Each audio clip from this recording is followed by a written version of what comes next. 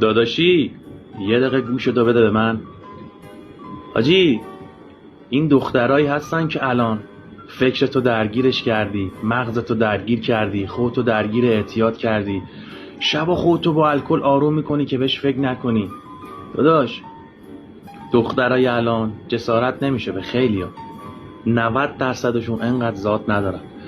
داداشی ام موقعی که پول اومد وسط، اسکناس اومد وسط، دیگه طرف براش فرق نمیکنه کوری، کچلی، دم داری، گوشات درازه، دیگه چقدر پول داری، ماهی چقدر میتونی خرجم کنی، دیگه براش مهم نیست طرف مقابلش با معرفت، با شخصیت. داداشی اونایی که همه از زندگیتون رفتن یه روز برمیگردن، یه روز خودشون پشیمون میشن، چون تو بدی نکردی، تو جز خوبی فقط خوبی کردی. داداشی میدونم پسرها این روزا خیلی ضعیف شدن، خیلی تنهاتر از هر روز.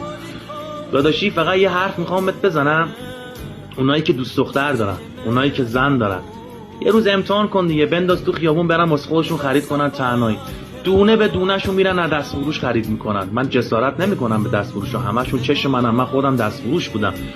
میگم یعنی ذات ماده همینه، ولی وقتی با تو میاد بیرون باید 10 برابرش براش خرج کنی. از دست فروش چیزی نمیخره، تو خیابون چیزی نمیخوره، بهترین رستوران میخواد غذا بخوره، بهترین لباس فروشی باید لباس بخره. ذات ماده همینه دیگه داداشی.